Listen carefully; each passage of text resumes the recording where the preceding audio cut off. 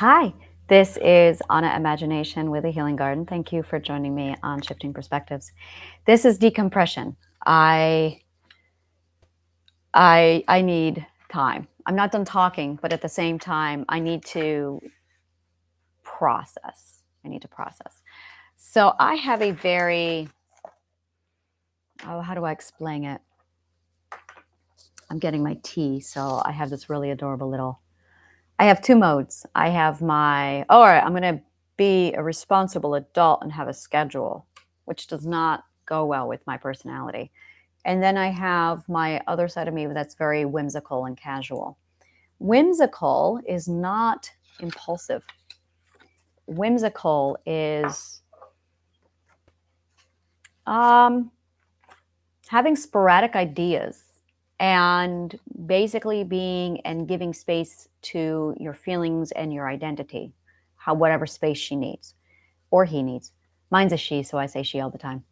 And impulse is actually borderline personality disorder. When you have an impulse, it is need to control.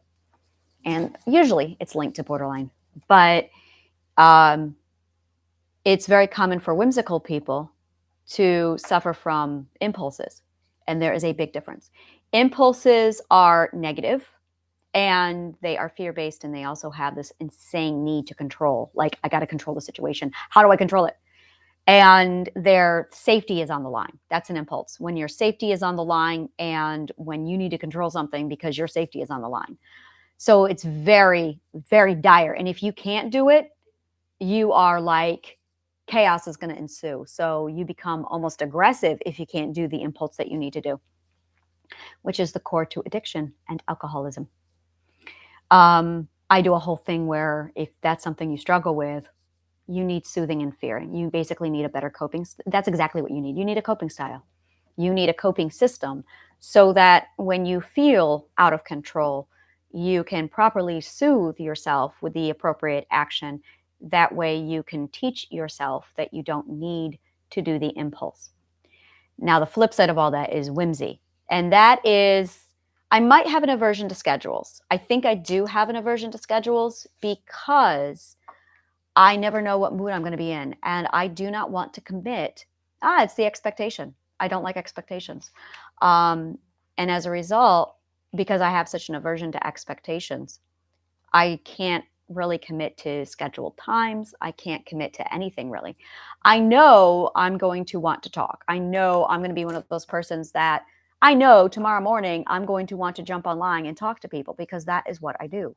I know that I'm probably going to be on podcasts all day today just talking because that is what I do. I have to talk. And I've always been like this. I have always been like this. I've been like this since I was 12, 5, 8, where I would just do these massive rehearsals and talk to myself in the mirror. And it was the only form of communication I received in socialization was talking to myself. If I didn't talk to myself, then no one else did. So it's more than a habit now. It's much more than a habit. It is very much, it's my safe place.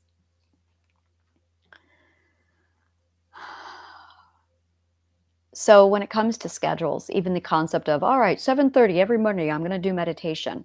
Well, what if I'm not in the mood for meditation tomorrow morning?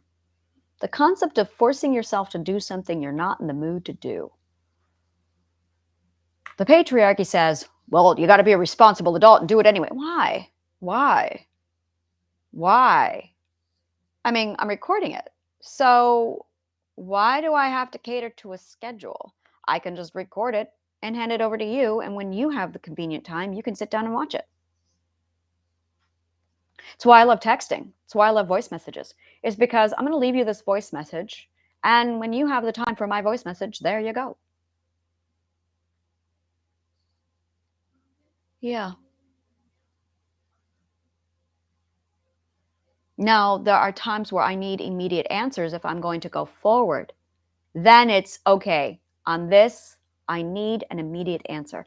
And this is really becoming a characteristic of our modern era, is the concept of urgency is no longer there's everything that doesn't need an immediate answer versus need an immediate answer. And once you realize where everything is, it actually we need to talk about this. Like we need to name this because it's very much present in our culture now. Um, like I'm looking at at news studios. I'm looking at like yeah, news studios and talk shows. Now they have a schedule because their culture requires that they be on the air at a certain time every day, which means they've got to be at the studio at 3 a.m. So, yes, they have to be at the studio at 3 a.m. So, to go on live at 8.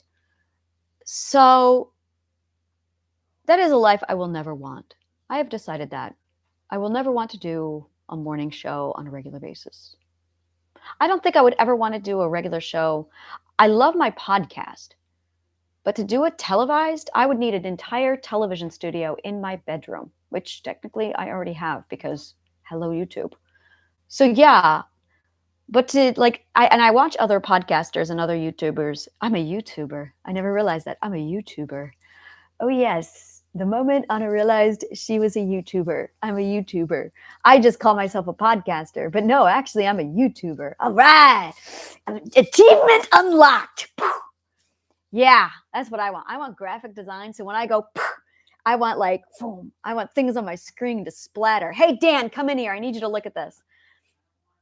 All right, you don't have to get up. Sometimes, and I want to talk about that. That is called forgetting your authority. We're going to talk about forgetting your authority. This is what we call unintended abuse. Forgetting your authority. You see, I have a very casual relationship with my children, a very casual relationship. And I know which of my children are suffering from which mental disorders, and I don't like the word mental disorders or mental illness, behavioral defenses. And because they're in a different stage of their own variation of behavioral defenses, they require different parenting to basically nurture and heal them back to optimum mental wealth. So for me, in the meantime, I'm chill. I'm set. I'm where my optimum mental health wealth is. I'm in a great place. I have some minor quirks that I'm still working out, but they are so minor that they barely like the most I get now is I stutter on an occasion and I forget things. That's about it. Those are my two big cruxes. My subconscious mind still interferes with me forgetting things when it wants to divert me. And when it comes to me being visible and seeing. And then the other thing is so I'm relaxed, and that's it. I'm cultivating an environment where I can relax and chill out, and I will forget that I have authority with my children. So I'll say something to my son like, "Hey, get over here," and I'm just like, it's for me, it's an invitation. Hey, dude, I want to show you this. Come look at this. But because I'm a mother, because I'm his mother, when I say, "Come look at this," now it's up to him to step up and say, I don't want to, but he's got to feel psychologically safe to tell me no. And of course he can. And because I've given him a place where he can feel psychologically safe to say no, then he doesn't have to worry about stepping into to basically step up for himself and assert his own autonomy. So while I'm throwing around my, oh, dude, you got to come look at this, he is able to assert himself and say, I don't want to, which is ideal. That's really what you want with the people in your life. Because we do forget our authority. We do forget that a person is managing or struggling with a behavioral defense. And once you become aware that people are struggling with behavioral defenses, it really puts everybody in perspective of where you are. It's all relative. The whole thing is relativity. We have lost our relativity to each other and to ourselves. I'm going to say that one again. We have lost relativity to each other and to ourselves. And because we don't know our relativity, because we are not mindful, we forget that we have authority. We forget that our casual, bossy nature is actually interfering with someone else's behavioral defense. And that runs into a lot of problems. Suddenly you become an abuser without you even knowing about it. That's why. is because you are not mindful of your relativity to other people. This is the core of all relationships. This is it. This is 100% the core. Imagine our relationships are a carousel, and you do. There's you as the pinnacle in the center of a carousel, and all the people in your life are the horses going around you. But what if the horses were not on a structured system? Because they're not. They're wandering around on their own system. And we're all interacting with each other without any awareness of where our relativity is. I really love the casuality of this conversation right now. I want to talk because I need to talk, but I don't know. I think sometimes I don't want it to be so intense. And then I get into a habit of it being intense and I don't know how to get off my intensity. That's one of the things I run into. Earl Grey, hot. Almost always. I looked up decompression and I was not happy with the definition because the definition was not for psychology. I went like, damn it. It's a reduction in air pressure. That does not help me. I'm like, why? Why are you giving me the definition of air pressure? A release from pressure. Now that's what I can go with. It's a release from pressure. And that's where I definitely need to be right now. So probably I need to meditate. I was calling it normalizing. But really it is decompression. And then it's going to be normalizing after that. And I also need self-care. This is the same shit I put my clients through where, okay, after you have a perspective shift, you're going to need to decompress, then you're going to have to normalize, and then you're going to need self-care. And self-care is grounding and refueling your energy.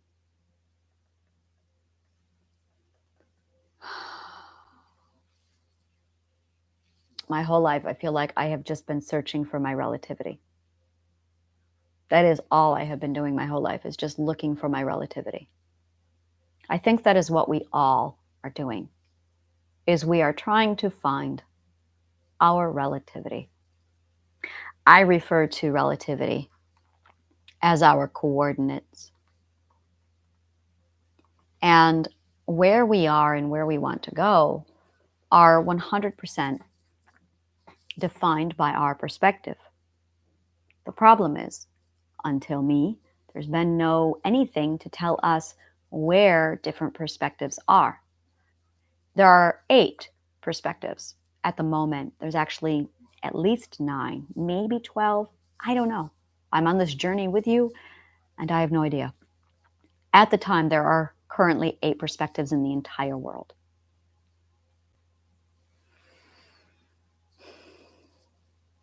Once you understand which perspective you are in, you gain relativity. And then you can look at your children and go, oh, they're in the stage 2 perspective. Oh, they're talking out of the 4th perspective. Oh, that makes so much more sense now. And each perspective has its own language.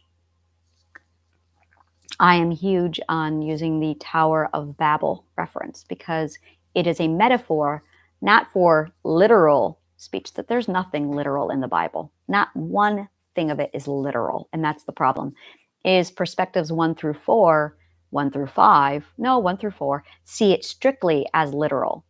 And people at 5 start to realize that the Bible is actually metaphorical. By the time you're at 6 and 7, you're ripping apart the Bible going, wow, this is all metaphor. And by the time you're 8, you laugh and go, holy shit, it's a message to the level 8 perspectives. And it is, it's hilarious.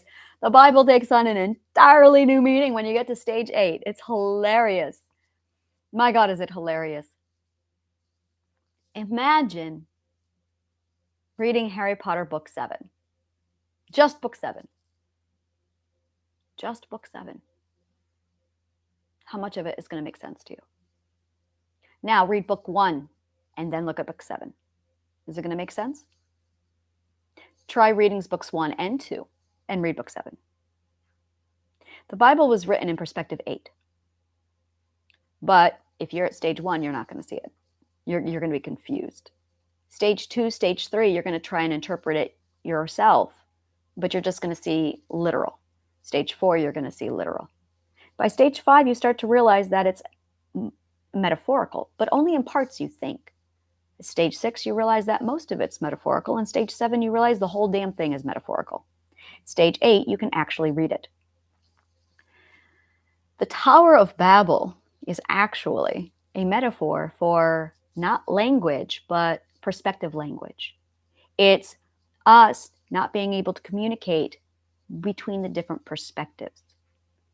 Because at the time that they started building the Tower of Babel, the Tower of Babel is metaphor for reaching the God stage. The God stage is what is referred to as the 8th stage, which is really pompous, whoever it was that decided to call it the God stage. It's referred to as the God stage because that is the stage when you can see all the perspectives and you can step into all of the different perspectives. Perspective is just language. It's all just language.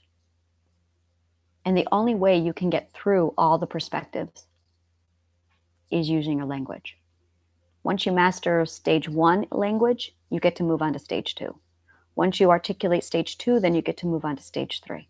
But it's all through language development. Most of us can only speak at stage 4 language because we were taught that communication is dangerous. So we don't try. So we get stuck. Communication is our God power. If you can articulate an idea,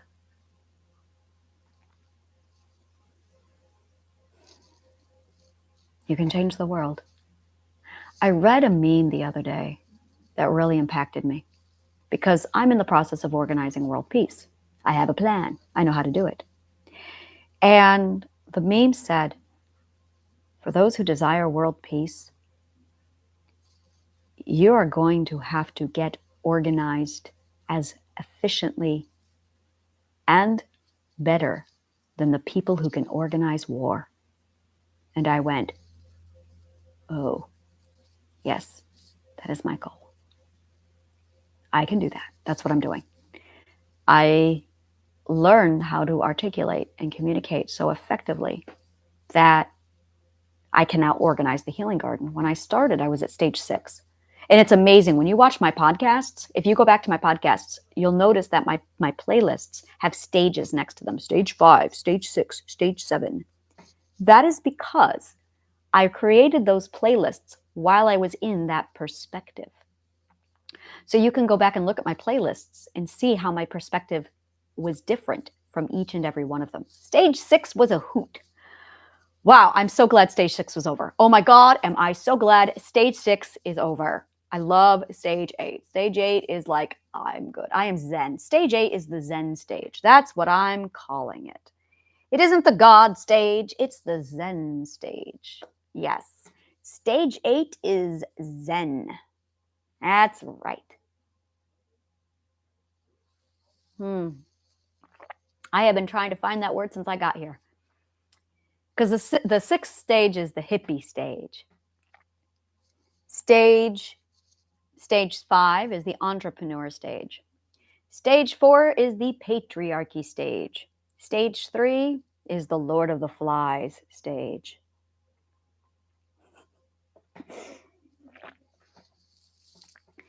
Stage 2 is, Dr. Graves calls it the tribal stage, and I don't agree with that. Tribes use it, but tribe is one perspective. Stage 2 is the hierarchy stage. There you go. That's a good word for that. There it is. It's the hierarchy stage. And stage 1 is the caregiver stage. Now, what these are all referring to is the argument and the debate of your relativity to autonomy, authority, and your ethics. In the first stage, there is no autonomy. In fact, you don't get autonomy until the Lord of the Flies stage, stage 3. That's when autonomy starts to exist. The hierarchy stage, it's only authority. So stages 1 and 2 is all about who has authority. Authority begins with the caregiver, and then it gets shifts to the hierarchy status. Who's at the top of the hierarchy? The Lord of the Flies stage is when autonomy bursts into existence, the independent stage. And this is when the person, the individual, says, I have autonomy. I'm taking the authority and I'm running away with it, and it's all for me. And that's exactly what the Lord of the Flies stage is. It's when you declare that you have the authority and you have the autonomy and you run with it. And it's also when you lack ethic. So this is when you are most likely to abuse other people. And then the fourth stage is when you prioritize authority over autonomy. And that's when you create the patriarchy, is an attempt to establish that authority is more important than autonomy. And you still have that hierarchy mindset. So you put everybody in your hierarchy with your authority.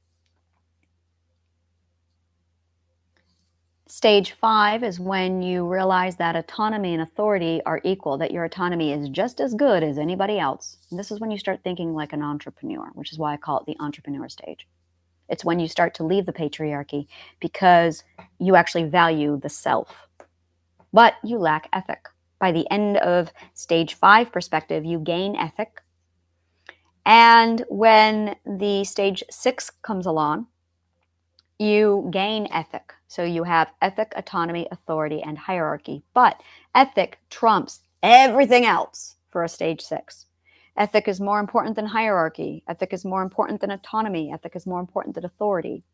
Stage 6s prioritize ethic and hierarchy, and then autonomy and authority are equal. Stage 7, you abandon the hierarchy. You realize there is no hierarchy. There is no hierarchy. And you realize that autonomy, authority, and ethic are all equal. Stage 8 is when you find the balance between all 4 of those in your Zen. Well, no, it's when you abandon hierarchy and you find the equality between autonomy, authority, and ethic. There's something else missing. Purpose. I think purpose is stage 6. Purpose. Stage 7 is when you get purpose and you prioritize your purpose above the autonomy, the authority, and the ethic. That's not true. No, it is true. There's something there. I'm looking for the right word. But stage 8 is when you reach Zen and you define your purpose, you define your autonomy, your authority, your ethic. There is no hierarchy. And you can communicate. Communication is what gets you through all of these. It's the growth. But you got to communicate. You either prioritize your comfort zone or you prioritize your growth. That's it. You can't have both. And there's nothing wrong. There's nothing wrong with either one of them. You can do both. You can take a break and say, you know what, I'm going to prioritize my comfort right now. And then you can go, I'm going to prioritize my growth. Right now, I'm prioritizing my comfort right now. And at the end of stage 8, I'm going to go back to prioritizing my growth. But right now, I want to rest. I want to enjoy and learn Zen. I want to max out stage 8 and relish it and savor it before I go on to stage 9. I want to master and continue developing my communication. I've slowed down once I hit stage 8. And I'll tell you why I slowed down. I slowed down because I'm aligned.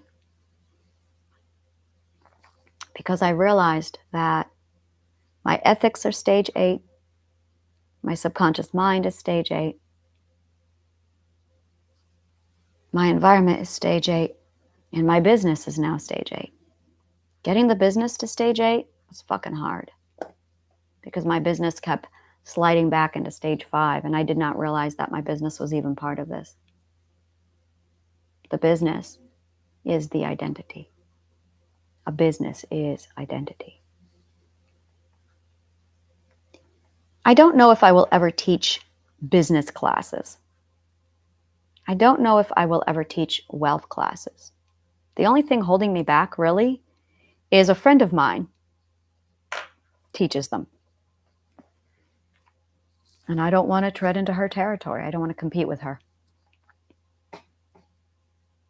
which is actually self-sacrificial. I'm actually putting a limitation on myself to accommodate a friend. And I shouldn't do that. She would scold me for that. She's a good friend. So yeah, maybe I will open up my business and talk. All right, this is how you build a business. This is my third fucking company, for God's sakes.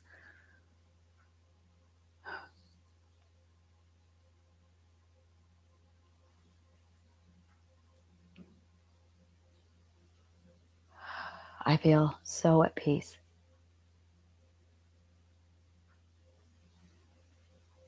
Living balanced, living aligned it's not a gift. I'm not lucky. I did this on purpose. It was 100% planned, strategic, documented, research, years of accumulating knowledge, trying to figure out the meaning of life and philosophy and psychology. And I realized that it all comes down to making sure you are aligned with your song. But you can't do that if you don't know your coordinates, if you don't know your relativity, your relative position to who you are and where you're going. Knowing who you are and defining your identity is defining your coordinates and your relativity in your place in reality. You can't determine reality and truth until you define yourself. It's absolute chaos until you do that. But we are forced in a lifestyle where we are always taught we have to live by the expectations of other people, and we are forced into conditional living. And some of us, none of us are okay with that. Some of us are just really good at it. And no, we're not. Some of us were just abused that much. If you're good at it, it's because the abuse was extreme. The conditioning was early enough. No one's good at it. Some people were just conditioned harder and earlier than others. Because in order to create a person the way you want them, you have to put them through conditioning. You have to break down the mind. You have to gaslight them and destroy their perspective. You have to take away their ability of confidence and fill it with self-doubt so that they question their own point of view. Once they start questioning their own point of view, you've got them. This is called reverse engineering abuse.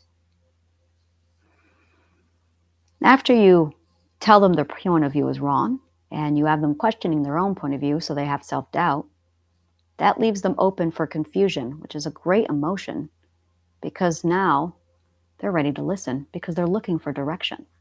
That's when you can say to them, this is what your belief should be. And that's when you supplant the belief. And you can make up any bullshit you want and they will believe it because they need relativity. It is dangerous for a person to not know where they are.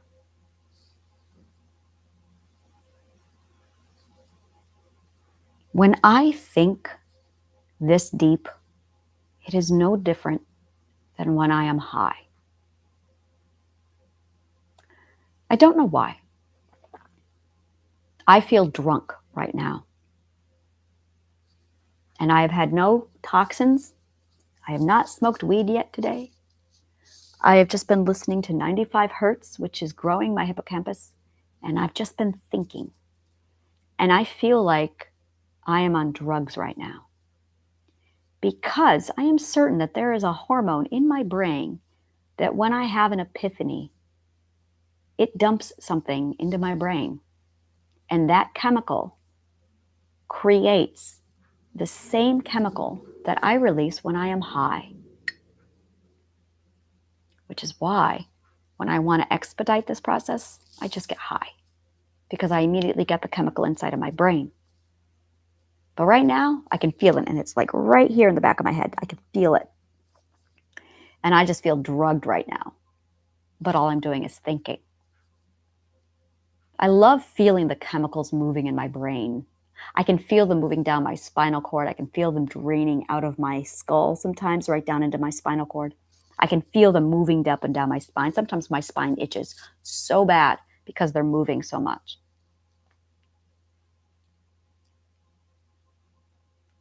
And I memorize the feeling of the chemicals moving in my brain.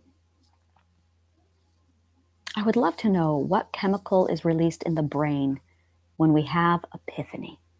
Ooh, I'm going to Google that shit. That's got to be online somewhere. Let's find out now.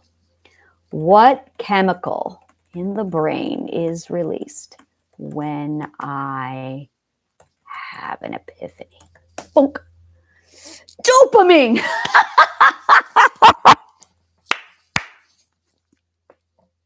Oh, that is so funny.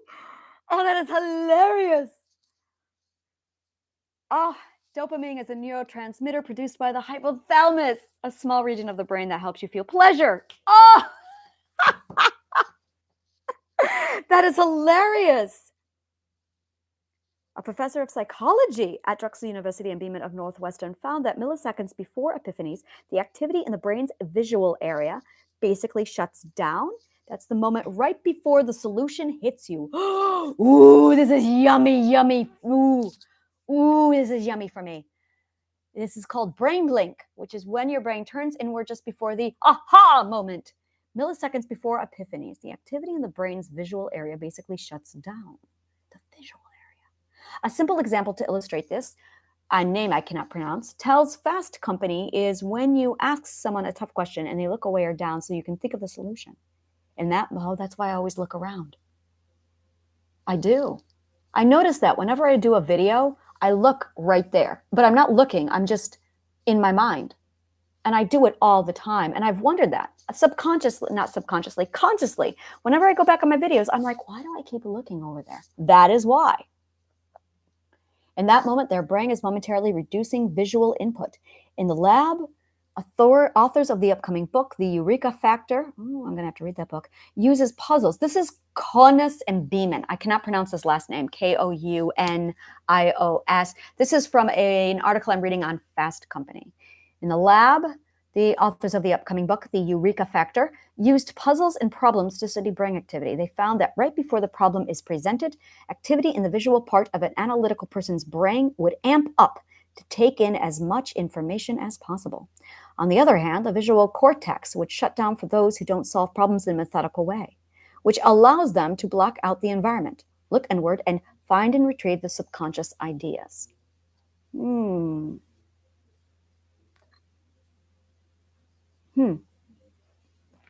Interesting. Dopamine. That is so fucking hilarious to me. Dopamine. So I might be addicted to dopamine. Like seriously, this is actually where it all started. Was I loved the feeling of eureka. Oh my God. I remember I was in 6th grade when I first learned about it. I was 12 years old. And they were talking about the eureka moment with Euripides. I can't remember who did it. And it was, he was a physicist and he was trying to prove, it was when he wanted to prove that the gold was not proper gold. And he realized that if you put the gold in the water, because gold has a certain mass, X amount of water will overflow it. But if it's a fake, it won't overflow because gold has a higher mass. I am fucking this up. I know I am, because I'm not actually looking at the story itself and the data. But it was that moment that he realized water placement tells you how much mass there is. And when he sank into the bathtub, and I'm also relaying the story that I heard when I was 12 years old by a teacher who also may not have been telling it properly as well, because she was an English teacher, not a physicist or a scientist retelling the story. So I'm giving you now a really botched example, but basically this was the man who wanted to prove that something was gold. He was trying to figure out how to do it. He sat in his bathtub, the bathtub overflowed, and he went, Eureka! And that is when I went, he had an epiphany. What does that mean? I have to look into this. And I wanted to study epiphany. And I realized that epiphany is when we shift perspectives. This became like my obsession and my passion, was on purpose, on deliberate, shifting perspectives to get the eureka moment. And I became so enamored with the feeling of eureka, with the feeling of perspective shifts and epiphany, that I did it on purpose to get my dopamine fix, apparently. And yeah, now I had a high, and now I can feel I am such an addict. This is really horrible of me. This is horrible of me. I need to look into this now. Am I addicted to dopamine? Dopamine.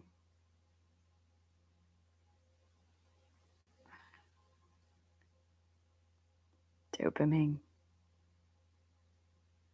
Okay, so it's not technically possible to get addicted to dopamine. Well, that's good. It occurs naturally in our bodies, and we can't directly take it as a food or a drug. However, it is completely possible, to get addicted to any activity that increases our dopamine level.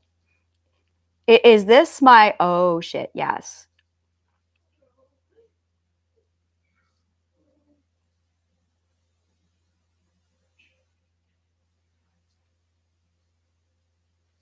Okay, I'm thinking adrenaline. I feel better. All right, I feel much better. Okay. I was thinking things and I'm like, oh my God, adrenaline junkie. That's what I was thinking of, the people who do extreme sports. I don't do extreme sports. I would love to get into whitewater rafting. Like, I have had an absolute obsession with whitewater rafting my whole life. And oh, yeah, I've been on level 1 rapids, I've been on level 2 rapids, and I'm like, I want to go to Maine and do the big rapids. Like, that's my idea of fun. I am dying to go whitewater rafting in Maine. That is like, yes. But jumping out of a plane, no, no, no, no. Bungee jumping, fuck no, no. I don't do any of that shit. That is risking my gorgeous life, and I don't do that shit. I do not do that shit. Yeah, I don't gamble on my life. I don't do that. So, all right. So it's not adrenaline, it's dopamine, but that's what happens when we have epiphanies. And it always exhausts me after I have an epiphany. Well, that would be why. Now I know why, because I had a massive surge. I had a massive epiphany, and now I'm feeling the dopamine drop. All right. So this is where I get to have fun. So epiphany, dopamine drop, that is why I need the decompression. And now it's normalizing. I need self-care. I need to nourish. That's why I'm having my tea, and I need to ground myself. And I probably definitely need to meditate and just shut down and think stupid thoughts. I need to think real, like I need to watch anime or Rick and Morty. Yeah. And that is what I need to do.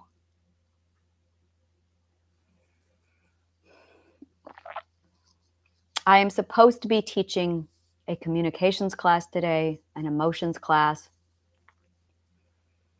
And this is my problem, is when I find an epiphany like this, I don't have the ability now to go teach those classes. I'm done for the day. I'm probably going to be done tomorrow. I'm probably going to need all of tomorrow to decompress. So I'm going, how can I create a schedule when I'm constantly having epiphanies that exhaust me and put me out of work? It's nice to actually say this out loud, because this has been a subconscious fear I've had, or a subconscious concern I've had for 9 months. Like, how am I going to create a work schedule when I constantly have these epiphanies that immediately give me a shot of dopamine and leave me exhausted for 2 days afterward? And it never occurred to me to look it up. So now I know what I'm dealing with. It's a dopamine surge. And now I need to go, okay, now I need decompression time. Now, realistically, what am I looking at? Because they can hit at any time. And when they hit, I'm out of commission. I am officially out of commission now for the rest of the day and tomorrow.